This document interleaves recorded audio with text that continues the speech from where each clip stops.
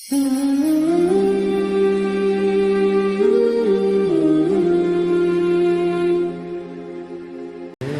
بندے وَفِي السَّمَاءِ رِزْقُكُمْ وَمَا تُوعَدُونَ، جو رزق تو اپنا دنیا میں ڈھونڈ رہا ہے اس کا تعلق زمین و آسمان سے، ساری کائنات سے نہیں ہے، یہ تو ہم آسمان سے اتارتے ہیں تیرے لیے، پھر تو جھوٹ کیوں بولتا ہے؟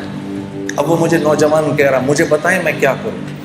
میں نے کہا بھائی دیکھو، دنیا میں اگر اللہ کی مان کے چلو گے تو یہ اللہ کا وعدہ ہے کہ اللہ تمہیں حیات طیبہ دیں گے، اور حیات طیبہ اور زندگی کا نام ہے، جو زندگی اللہ لمبی کر دیتے ہیں، نیک انسان کی زندگی اللہ لمبی کر دیتے ہیں، اس کی تقدیر بدل دیتے ہیں، اس کی تقدیر میں جتنے سال لکھے ہوتے ہیں جب اس کی زندگی کے اندر اپنی فرما برداری دیکھتے ہیں تو اس کی زندگی کے سالوں کو بڑھا دیتے ہیں۔ آسمان سے رزق کے وہ دروازے کھولتے ہیں جو اکثر نہیں کھولتے، اس کے لیے خاص رزق اترتا ہے، اللہ اس کو لمبی زندگی دیتے ہیں، بیماری سے پاک زندگی دیتے ہیں، خوف سے پاک زندگی دیتے ہیں، غموں سے پاک زندگی دیتے ہیں اس کو۔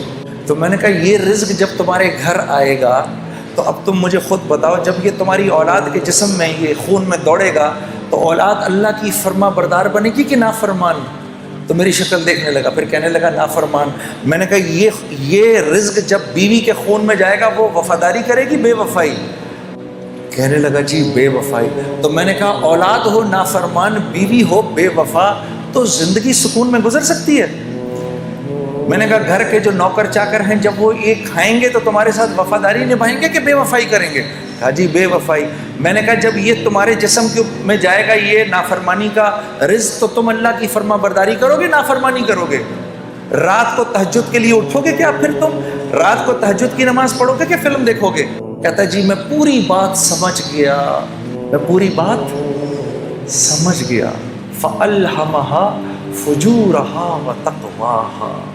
میں نے اس کو اٹھ کے گلے لگایا، میں نے کہا اگر تو نے دل میں اس بات کا عزم بھی کر لیا ہے کہ آج کے بعد میں اللہ کی فرما برداری کروں گا تو خدا را بیٹھ کے میرے لیے دعا کر، اللہ مجھے بھی معاف کر دے کہ اس وقت اللہ کی رحمت نے تجھے ایسے گھیرا ہوا ہے کہ اگر اس بارش کے تھوڑے سے چھینٹے مجھ پر بھی پڑ گئے تو میں بھی نکل جاؤں گا۔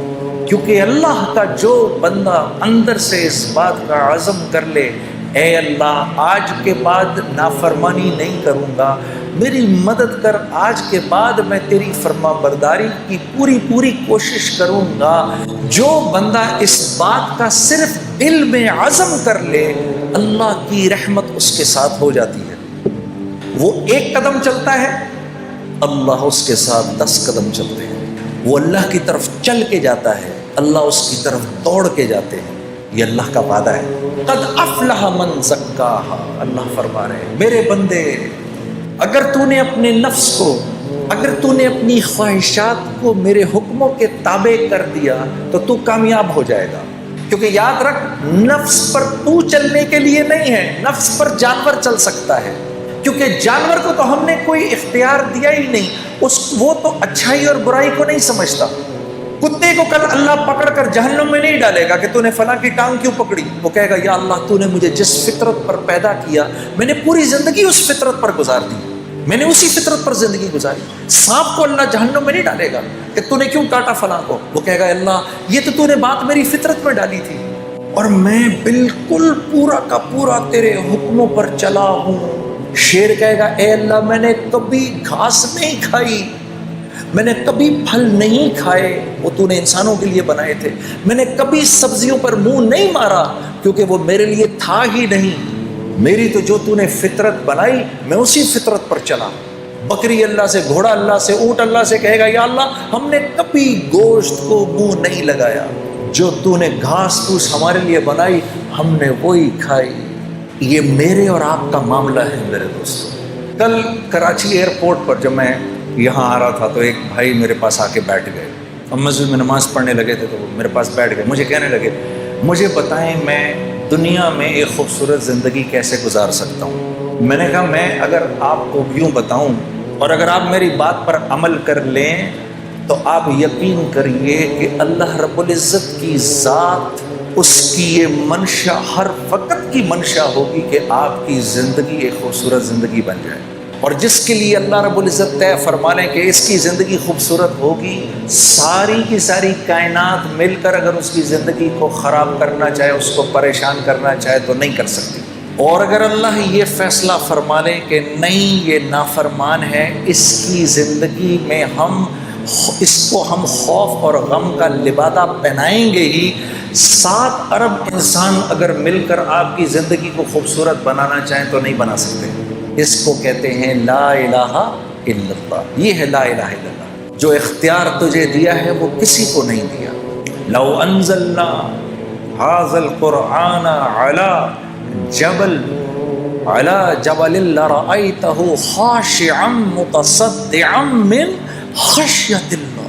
جب ہم نے اس قرآن کو پہاڑ پر اتارنے کی کوشش کی، کتنی مضبوط چیز ہے یہ، اس پہاڑ کو وہ ہوا نہیں ہلا سکتی جو آگ کو بجھا دیتی ہے، جو سمندر کے پانیوں کو لے کے چلتی ہے. وہ آگ بھی وہ ہوا بھی اس کو اپنی جگہ سے نہیں ہلا سکتی. بڑے بڑے زلزلے بھی پہاڑ کو نہیں توڑ سکتے. اس پہاڑ نے اللہ سے کہا یا اللہ یہ قرآن میرے اوپر نہیں اتارنا، میں تیرے حکم نہیں پورا کر سکتا کیونکہ میں تو تیرے حکم میں جکڑا ہوا ہوں. انسان نے کہا اے اللہ ہم پر اتار، ہم تیرے حکموں کو پورا کریں گے. تو یہ ذمہ داری لیے بیٹھے ہیں میں اور آپ کہ میری ہر حاجت اللہ کی ذات سے جڑی ہوئی ہے. اگر میں اپنی حاجت کو چیزوں کے اندر ڈھونڈوں گا تو میں پریشان ہو جاؤں گا. اگر میں یہ سمجھوں گا کہ میرے بھوک کا تعلق میرے معدے سے ہے تو پھر میں مخلوق سے جا کر اپنی ضرورت کو پورا کرنے کی کوشش کروں گا. مخلوق تو خود ضرورت مند ہے، انہیں تو خود ضرورت ہے، وہ تو خود بھوکے ہونے والے ہیں تھوڑی دیر کے اندر، اس کو تو خود بھوک لگنے لگی ہے تھوڑی دیر میں. میرے دوستوں بھوک آتی ہے اللہ کے بھوک کے خزانوں سے، اس کا تعلق معدے سے نہیں ہے. آج تو یہ بات اتنی عجیب ہے کہ اس بات کو کرو بھی تو مسلمان کی اولاد بھی آپ کی شکل کو ایسے دیکھتی ہے کہ جیسے پتہ نہیں کون سی انوکھی بات کہہ رہا ہوں میں. لیکن یہ سچ ہے، یہ اللہ کی سنت ہے، اس نے کبھی تبدیل نہیں ہونا. ہم اپنی مرضی پر نہیں چل سکتے. یہ وہ بات ہے جو میں آپ کو بتانے آیا ہوں کیونکہ آپ کا ایک مقام ہے، آپ اشرف المخلوقات ہیں. آپ اپنے نفس پر نہیں چل سکتے. اگر نفس کہہ رہا ہے کہ سوتا رہے، فجر گزرتی ہے تو گزرے، یہ آپ نہیں کر سکتے. چلو ایک سیکنڈ کے لیے صرف سمجھانے کے لیے ہم آخرت کی نہیں دنیا کی بات کرتے ہیں سمجھانے کے لیے. جب آخرت سمجھانے لگو تو پھر اگلا کہتا ہے ارے مولانا یہاں کا بتائیے کون جیتا ہے تیری زلف کے سر ہونے تک، آخرت تو جب آئے گی تب آئے گی، دیکھا جائے گا. یہی قریب میں جو رائے گنج کا مرکز، میں پہلی دفعہ جب یہاں سے 4 مہینے لگا کر گھر گیا تو گھر مفتی تقی عثمانی صاحب سے میں نے گزارش کی حضرت تشریف لے کر آئے. اور یہی بات جو بھی میں آپ سے کہہ رہا ہوں نا، اللہ کے لیے اپنے نفس پر پہلا قدم رکھنا، پہلا قدم نفس پہ رکھنا، دوسرا قدم جنت میں. تو طبیعت پر بڑا بوجھ پڑ رہا تھا، میں کیسے کروں گا، میں کیسے کروں گا. آج کے بعد اگر نامحرم عورت سامنے آئے گی تو میں نظریں کیسے ہٹاؤں گا.